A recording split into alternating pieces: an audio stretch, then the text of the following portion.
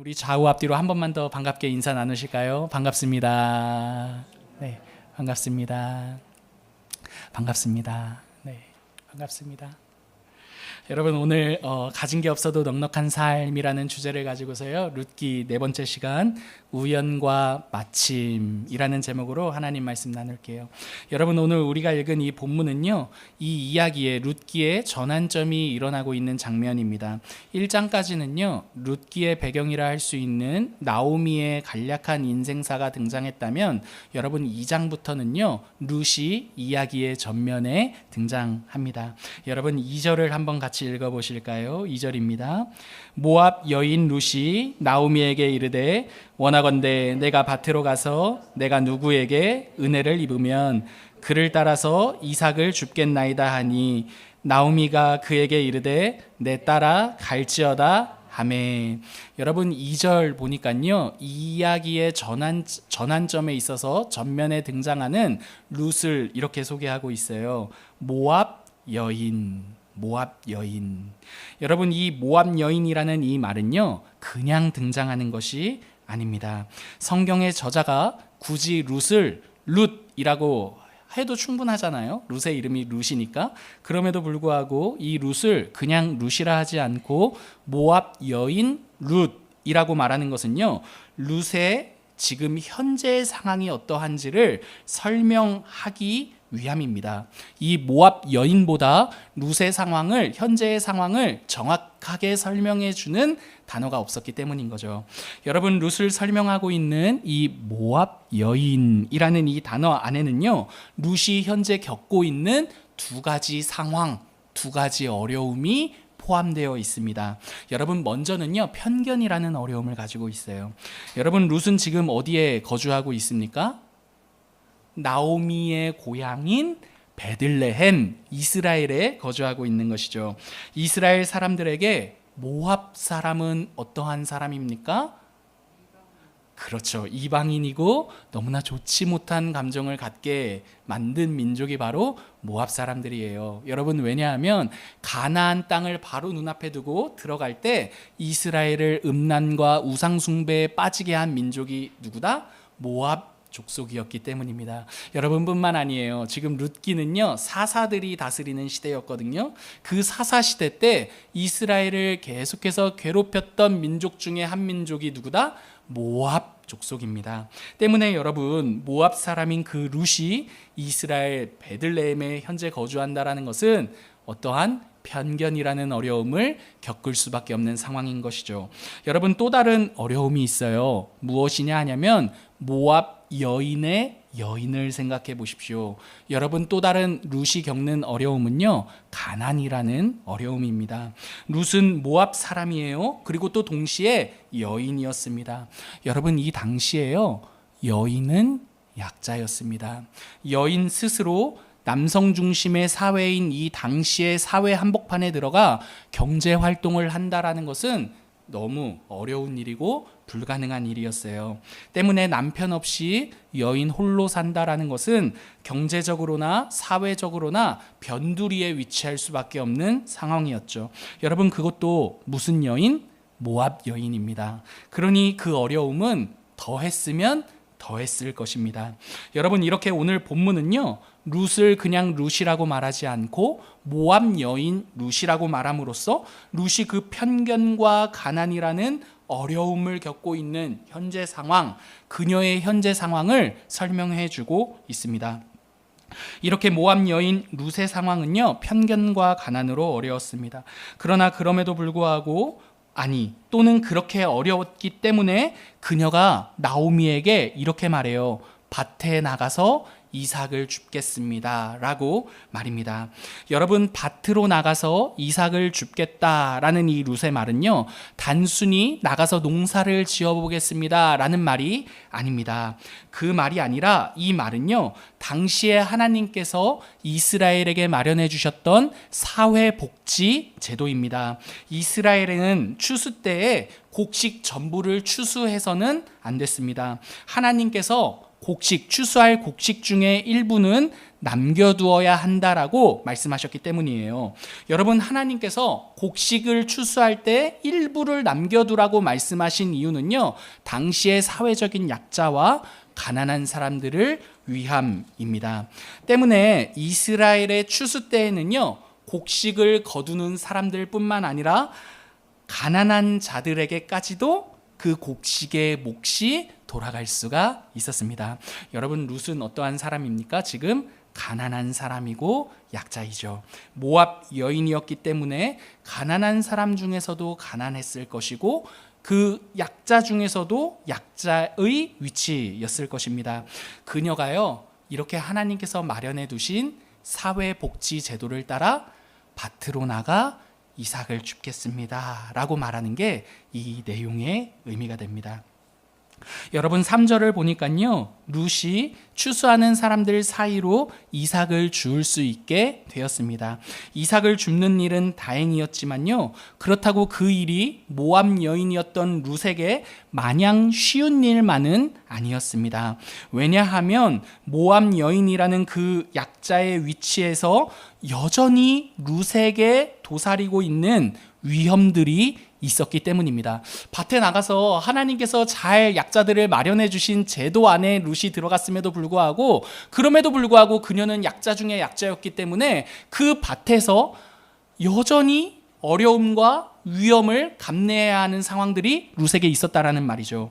여러분, 8절과 9절 보아스가 룻을 만났을 때 하는 이야기인데 한번 이 이야기를 귀 기울여 보시기를 바랍니다. 제가 읽어드릴게요.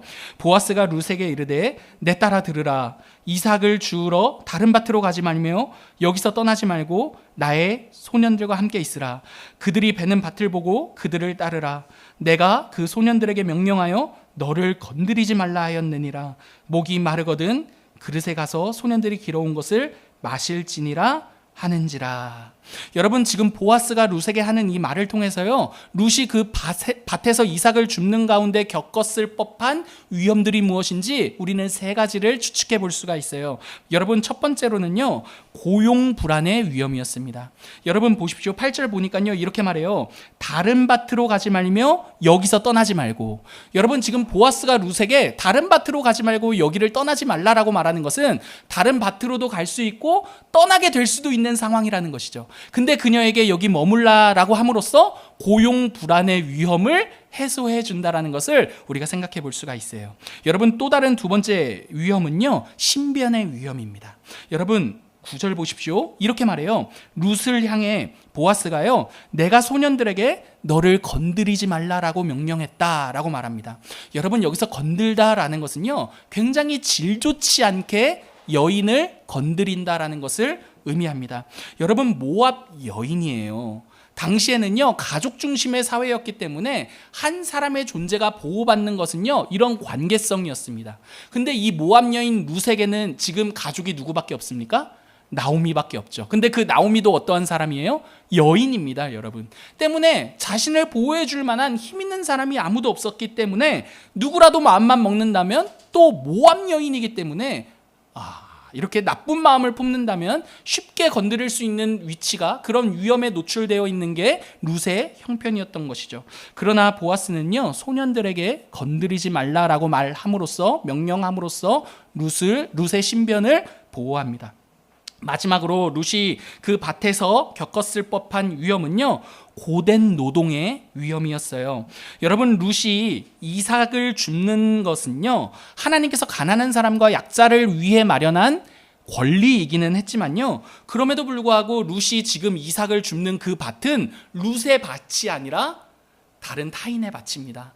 여러분, 다른 사람의 밭에서 그 이삭을 줍는다는 것, 여러분 눈치 볼 만한 일이었을 것입니다. 때문에 7절을 보니까요, 이렇게 말해요. 잠깐 쉬고 아침부터 계속해서 일했다. 여러분, 물론 룻이 성실했기 때문에 계속해서 일한 것도 있었겠지만, 여러분, 남의 밭에 가서 이삭을 줍는데 에헤라디야 하면서 줍는다면 여러분, 누가 주울 수 있게 그 인정을 해줬겠냐는 말입니다. 쉬지 않고 주울 수밖에 없었던 거죠. 왜요? 눈치 보는 상황에서 고되게 일할 수밖에 없는 상황이었기 때문입니다. 그런데 보아스는요, 마지막 9절 보니까 이렇게 말해요. 목이 마르거든 물을 마시며 일을 하라고요. 그렇게 말함으로써 룻을 고된 노동의 위험으로부터 보호해주고 있다는 것을 알 수가 있는 거죠. 여러분, 이렇게 룻은요, 모압 여인이라는 그 약자로서 위험을 감수하면서까지 밭에 나가서 일해야만 했습니다. 여러분, 룻에게 밭이란 그 밭은요, 먹고 살 수 있게 해주었기 때문에 감사하기도 했지만요, 그럼에도 그곳은 위험을 감수하고 어쩌면 울며 겨자 먹기로 나가야만 하는 곳이었습니다. 이렇게 위험을 감수하면서까지 밭으로 나가야만 했던 그 이유는요, 룻과 나오미, 룻이 먹고 살아야만 했기 때문입니다. 여러분, 룻이 먹고 살기 위해 서 있었던 이 자리 있잖아요. 그 밭 있잖아요. 그 밭은요, 룻에게 위험한 자리이자 어쩔 수 없이 서 있는 자리일 뿐이었습니다. 하지만 여러분, 오늘 본문은요, 그럼에도 불구하고 그 밭이 룻의 신앙의 무대라고 말해주고 있습니다. 여러분, 신앙의 무대라는 이 말은요, 신앙과 연결된 영역이었더라는 말입니다. 여러분, 이게 굉장히 중요한 대목이 돼요. 왜냐하면 여러분, 우리는 흔히 우리 신앙의 무대라고 하면 진공 상태에 흠이 없는 상황과 어떤 장소와 환경으로 생각하기 때문입니다. 우리의 마음에는 걱정도 없고 우리의 마음에 슬픔도 없으며 항상 하나님께로 마음이 고정되어 있는 정돈된 상태와 환경만을 우리의 신앙의 무대라고 생각한다는 것이죠. 여러분, 그럴 때 우리는요, 신앙이 좋아진다라고 생각합니다. 여러분, 예전에 우리 건물을 관리하는 관리소장님이 교회에 이제 방문하셨어요. 지금은 바뀌셨는데, 그 관리소장님이 딱 들어오셨을 때 마침 뭐 좋은 막 잔잔한 피아노 이 찬송가 음악도 흐르고 제가 성경책 펴놓고 막 성경 읽고 있었거든요. 그랬더니 그 관리소장님이 이런저런 이야기하다가 가시는 길에 이런 이야기하세요. 목사님, 이렇게 잔잔한 찬양도 들으면서 성경만 보시니까 신앙이 좋아지시겠어요. 이러더라고요, 저한테. 여러분, 우리의 마음이 그런 거죠. 우리 신앙의 무대는 마치 그렇게 뭔가 정돈되어 있고 진공된 무음한 뭔가 우리의 마음을 깨끗하고 정화시켜주는 그 환경이 마치 신앙의 무대인 것 아닌가처럼 생각한다라는 것이죠. 그러나 여러분, 우리의 신앙의 무대는요, 먹고 살기 위해 우리가 서 있는 그 자리라는 것을 기억하십시오.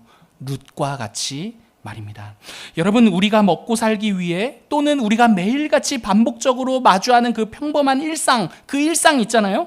여러분, 그곳이 바로 우리 신앙이 펼쳐지는 무대라는 거예요. 근데 그럼에도 불구하고 우리는 그곳이 우리의 신앙의 무대라고 잘 생각하지 못하는 것이죠. 왜냐하면 먹고 살기 위해 서 있는 그 우리의 일상, 그 일상이 우리로 하여금 너무나 치사하게 만들기도 하고 너무나 치열하게 만들어서요, 전혀 신앙적이지 못하게 만드는 것 같기 때문입니다. 먹고 살기 위해 서 있는 그곳에서 경험하는 수많은 위험들로 인해서요, 우리 자신이 한껏 더러워진 것 같습니다. 때문에 여러분, 그 자리, 먹고 살기 위해 우리가 서 있는 그 자리가 신앙의 무대일 것이라고 생각하지 못하게 되는 것이죠. 여러분, 우리가 먹고 살기 위해 서 있는 그 일상, 그곳을 한번 조금 더 주목해 보시기를 바랍니다. 우리 자신이 굉장히 치사해지기도 하는 곳이죠. 먹고 살기 위해 누군가의 비위를 맞춰야 하기도 하고 내 생각과 다르기 때문에 치열하게 싸우기도 하며 빼앗거나 쟁취해야 하는 곳입니다. 내가 봐도 내 자신이 너무나 신앙인답지 못하게 사는 것 같기 때문에요, 내가 서 있는 그 자리, 내가 먹고 살기 위해 내가 서 있는 나의 그 일상의 그 자리가 신앙의 무대일 것이라고는 생각하기가 어렵습니다. 더 나아가서는요, 그곳을 벗어날 때에만, 이렇게 음악이 흐르고 성경을 마음껏 볼 수 있는 그 공간에 들어갈 때에만 비로소 신앙의 무대이며 신앙인으로 살 수 있는 것 아닌가, 이렇게 생각하기도 합니다. 그러나 사랑하는 성도 여러분, 만약에요, 우리가 먹고 살기 위해 서 있는 그 자리 있잖아요. 우리 일상의 그 자리 있잖아요. 그 자리가 우리 신앙의 무대다라는 것을 잊는다면요, 우리의 신앙은 이분법적인 신앙이 될 것입니다. 여러분, 이분법적인 신앙이 무엇이냐 하냐면요, 하나님은 교회 안에만 계신다. 또는 하나님은 잔잔한 노래와 성경 읽는 시간에만 계실 것이다 라고 생각하는 신앙입니다. 정작 내가 보내는 시간은 먹고 살기 위한 그 받침에도 불구하고 그 밭에서 사는 모든 시간들을 포기하고 교회 안에서 머무는 시간만을 신앙으로 생각한다는 것은 이분법적인 신앙이며 잘못된 신앙이며 하나님을 오해하는 것입니다. 여러분, 룻의 이 이야기를 다시금 바라보시기를 바랍니다. 룻이 밭에서 보내는 그 시간은요, 자신을 건드릴지도 모르는 남정네들 사이에서 일해야 하는 시간이었습니다. 고용 불안에 시달리는 상황이기도 했습니다. 심지어는요, 물 하나 마시는 것까지도 눈치를 주는 사람들 사이에서 눈치를 보며 일해야 했던 시간이었습니다. 오늘 본문은요, 룻이 이렇게까지 먹고 살기 위해 서 있었던 그 자리가 바로 성경이 룻의 인생에 관심을 갖는 장면이라고 말합니다. 여러분, 오늘 본문은요, 룻이 그 밭에 갔을 때를 주목하라고 하면서 먹고 살기 위해 서 있었던 그 룻의 그 자리가 신앙의 무대라고 말해 주는 겁니다. 그러므로 여러분, 혹시 우리 중에서요, 우리의 삶이 너무나 치열하거나 내가 이렇게까지 치사해져야 하는가 싶고 먹고 살기 위해 서 있는 그 자리에서 내가 지금 뭐 하고 있는 거지? 라는 생각을 하시는 분이 계시다면 오늘 이 룻을 기억하시기를 바랍니다. 여러분, 우리가 서 있는 그 자리 있잖아요. 그 자리가 바로 신앙의 무대입니다. 거기서요, 하나님께서 여전히 일하신다라는 말입니다. 여러분, 우리의 일상, 우리가 서 있는 그 자리, 관계가 쉽지 않을 것입니다. 직장 생활이라면 그 직장 생활 절대 쉽지가 않을 것입니다. 여러분, 가정이라면 가정도 쉽지 않죠. 가정이 화목하지 않을 수도 있을 것입니다. 그러나 여러분, 그곳에서도 하나님이 일하십니다. 하나님께서 거기서도 일하시기 때문에 별 볼 일 없어 보이는 그곳에서도 우리의 신앙은 이어지며 그 룻에게는 그 밭일지라도 그 밭이 룻에게 신앙의 무대가 됩니다. 여러분, 하나님께서 그 밭을 신앙의 무대로 여기셔서요, 구체적으로 일하시는 장면이 3절과 4절에 이렇게 등장합니다. 3절을 눈으로 한번 보십시오. 여러분, 룻이 이삭을 주우러 갔던 그 밭은 누구의 밭이라고 소개되어 있습니까? 엘리멜렉의 친족 보아스의 밭이라고 소개되어 있습니다. 여러분, 엘리멜렉의 친족 보아스라는 이 말은요, 1절에도 동일하게 이미 반복되고 있는 표현입니다. 여러분, 오늘 본문은요, 보아스를 말할 때 그냥 보아스다라고 말하고 있지 않고요, 항상 엘리멜렉의 친족 보아스다라고 말합니다. 여러분, 엘리멜렉이 누구입니까? 그새 다 잊으셨어요? 네. 나오미의 남편입니다. 룻의 시아버지인 거죠. 여러분, 엘리멜렉은요, 나오미의 남편입니다. 당시에는요, 여러분, 계대 결혼이라는 게 있었어요. 계대 결혼 아실까 모르겠어요. 제가 설명해 드릴게요. 여러분, 이스라엘 사람들에게는요, 대를 잇는다라는 것은 그냥 뭐 가문의 영광 이런 수준이 아니라 하나님께서 우리에게 허락하신 약속의 소망으로 여겼습니다. 때문에 대가 없다라는 것은 굉장히 수치스러운 일이었던 거죠. 왜요? 하나님의 약속의 소망이 없는 것이니까요. 그래서 그러한 소망을 이어가기 위해 하나님께서 마련해 두신 장치가 계대 결혼이었습니다. 여인이 홀로 남았을 때 그 친족 중에 가장 가까운 이가 그 여인의 모든 수치와 그 집안의 아픔과 그 여인이 대를 이을 수 있는 자가 될 수 있도록 그 남자가 모든 것을 감당하게 되는 게 계대 결혼이었습니다. 때문에 오늘 본문은요, 보아스를 그냥 보아스다라고 말하지 않고 이 계대 결혼을 염두에 두어 룻이 간 그 밭이 바로 엘리멜렉의 친족, 곧 계대 결혼이 가능한 보아스의 밭이었다라고 2번이나 반복하며 강조하고 있는 것입니다. 여러분, 룻이 보아스의 밭으로 간 것 생각해 보십시오. 여러분, 룻이요, 계대 결혼을 의도했거나 사전에 보아스에 대한 정보가 있었기 때문에 간 것이 아니었습니다. 룻은 보아스에 대해서도 몰랐으며 계대 결혼을 기대하고 있지도 않았습니다. 그저 무엇 때문에?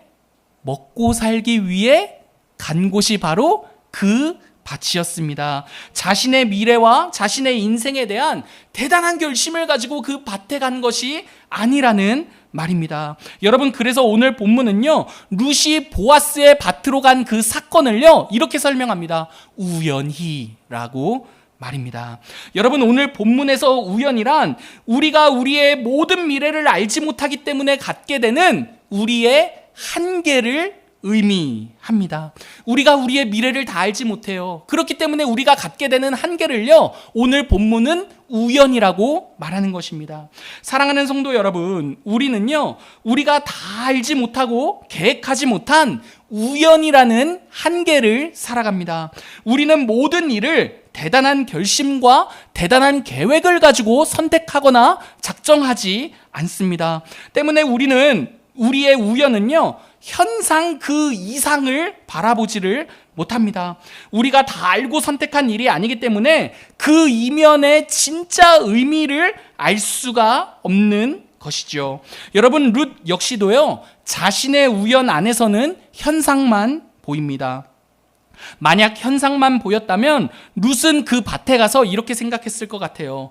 내가 왜 이 밭에서 이러한 위험을 감수하면서까지 이렇게 이 밭에서 일을 해야 하는 거지? 라고 말입니다. 또는 먹고 사는 것만 얼른 해결해서 집에 돌아가야지 라는 생각을 그 밭에서 했을 것입니다. 그러나 여러분, 룻에게요, 이런 자신의 우연이 해석되는 일이 일어납니다. 그게 4절이에요, 여러분. 4절 같이 읽어보실까요? 시작. 마침 보아스가 베들레헴으로부터 와서 베는 자들에게 이르되. 여러분, 룻의 이 우연이 지금 4절에서 무엇으로 해석되고 있습니까? 룻의 그 우연이 마침 보아스가 베들레헴으로부터 자신의 밭으로 왔다라는 것으로 해석되고 있는 것이죠. 여러분, 룻의 우연이요, 마침 보아스로 인해 이렇게 해석되는 겁니다. 아하, 룻이 그 밭에 간 것은 그 우연이라고 말했던 그 우연은 무엇이 아니다? 우연이 아니었구나 라고 말입니다.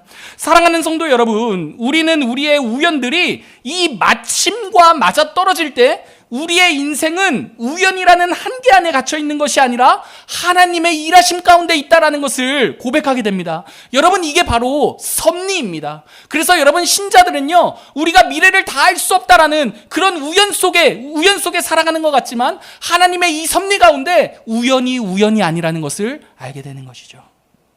여러분, 섭리는 우리의 모든 인생의 영역들에 우리가 미처 다 관심을 갖고 신중을 기하지 못했다 하더라도, 그렇게 우연과 같이 가볍게 우리의 인생을 살았다 하더라도 마침 하나님이 일하시며 그 우리의 우연으로도 우연이 아니게 우리의 인생을 챙기신다라는 것을 의미합니다. 여러분 때문에 김재성 교수님이라고요, 국제신학대학원대학교의 조직신학 교수님이 이 섭리를 이렇게 말하고 있어요. 제가 읽어드릴게요. 하나님의 섭리란 하나님께서 올바른 목적을 향하여 질서 있게 이끌어가는 것이다 라고 말입니다. 여러분 때문에 보세요. 하나님께서 올바른 목적을 향하여 질서 있게 이끌어가는 것이죠. 여러분, 그러나 우연은 질서가 없는 것 같잖아요. 근데 우리의 그 질서 없는 것까지도 하나님께서 올바른 목적을 향해 질서 있게 이끌어가는 것이 하나님의 섭리이며 룻의 우연이 마침으로 해석되는 순간이라는 것입니다. 여러분 때문에 신자에게 결론적으로 우연이란 없습니다.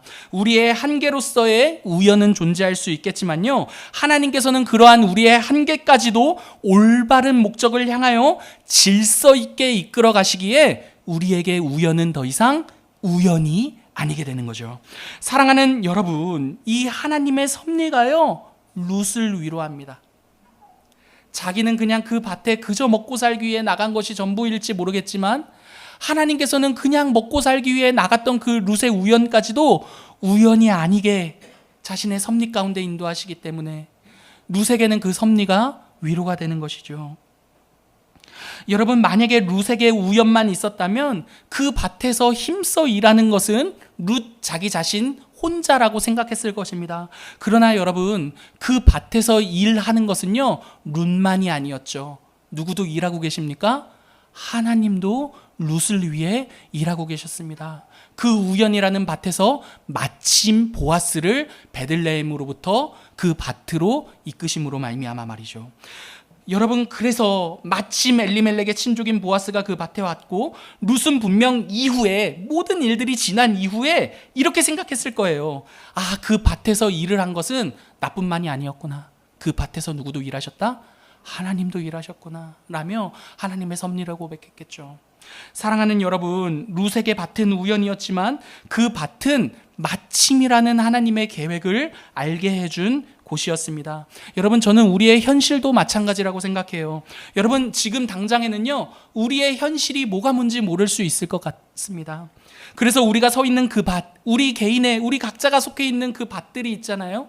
그래서 그 밭에 대해 만족스럽지 못하다라고 말할 수도 있고, 우리에게 고상한 삶을 안겨다 주지 못하는 것 같아서 그 밭을 신앙과 무관한 것 아닌가라고 생각할 수도 있을 것 같습니다. 그러나 여러분, 그렇게 그 우연과 같은 그 밭에서 하나님이 마침 우리를 위해 일하신다라는 것을 기억하십시오. 여러분, 저는 이 하나님의 섭리를 우리가 공통적으로 경험한 장면이 바로 우리의 만남이라고 생각해요. 여러분 혹시 이 자곡동에 원대한 계획을 갖고 오신 분 계십니까? 여러분, 아마도 다양한 연유와 이유라는 그 우연으로 오셨을 것입니다. 여러분, 근데 그 우연 속에 우리가 이 자곡동에 각자 뿔뿔이 흩어져 있었어요. 그죠? 뭐 많게는 우리 박대행 선도님은 87년도에 오셨대요. 자곡동에. 여러분, 87년도부터 작년에 이르기까지, 전 작년에 초짜거든요. 여러분 어찌 됐든 간에 여러분, 우연이라는 다양한 마치 우연과 같이 다양한 연유로 우리가 이 자곡동에 모였을 것입니다. 그런데 여러분, 하나님께서 우리를 만나게 하심으로써 마침으로 해석하게 하시는 거죠.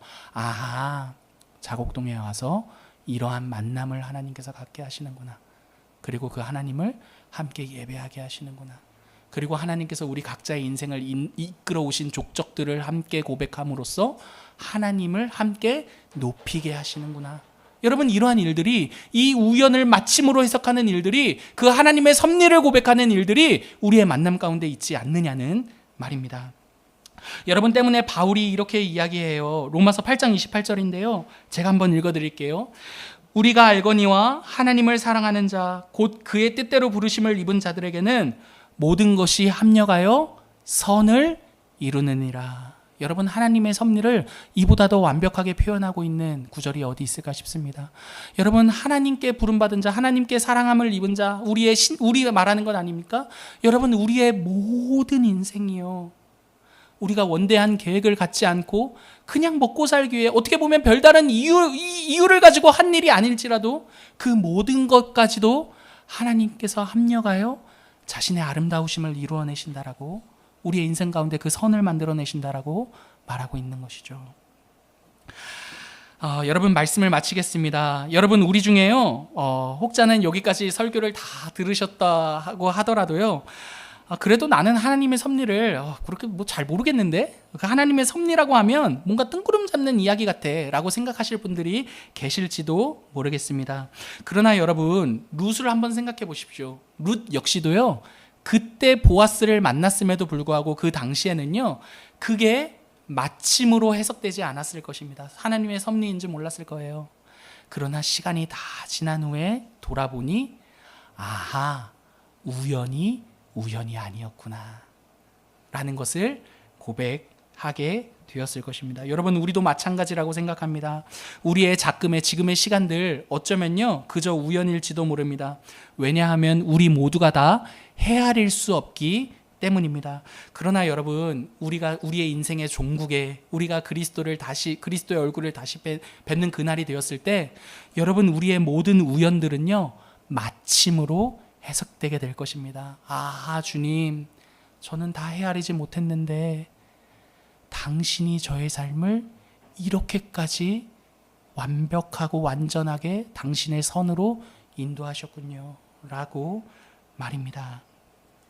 사랑하는 성도 여러분, 우리의 모든 현실은요, 하나님의 마침이라는 일하심이 있습니다.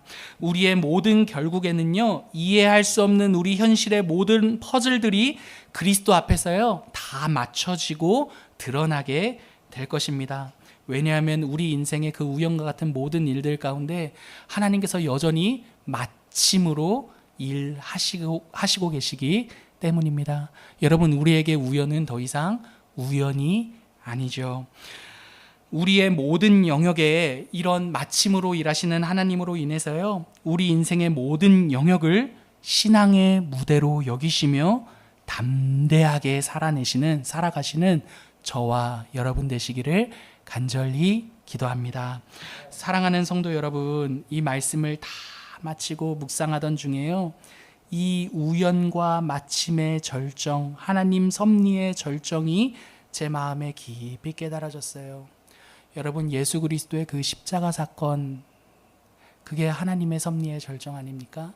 여러분, 누구도요, 예수 그리스도께서 십자가에 달리셨을 때 나 때문이라고, 우리 때문이라고 알 수 있는 자는 아무도 없었습니다. 더 나아가 그 하나님이신 그분이 사람이 되어 십자가에 달리실 것이라고는 아무도 생각하지 못했죠. 그러나 여러분, 그 우리의 한계, 그 우연으로서 우리가 다 알지 못하는 그 한계를요, 그 한계를 가지고서도 마침이라는 하나님의 일하심으로 그 십자가에서 하나님께서 구원을 완성하셨지요. 사랑하는 성도 여러분, 우리가 이 땅 살아갈 때요, 다 알고 다 해석되는 일이 그렇게 많지 않을 것입니다. 그럼에도 불구하고 여러분, 그 해석되지 않는 그 한계까지도 하나님께서 일하심으로 자신의 선을 이루신다는 것, 하나님의 섭리 가운데 우리의 인생을 인도하신다라는 것을 기억하시기 바랍니다. 예수 그리스도 안에 있는 우리가 바로 그 증거입니다. 함께 찬양하도록 하겠습니다.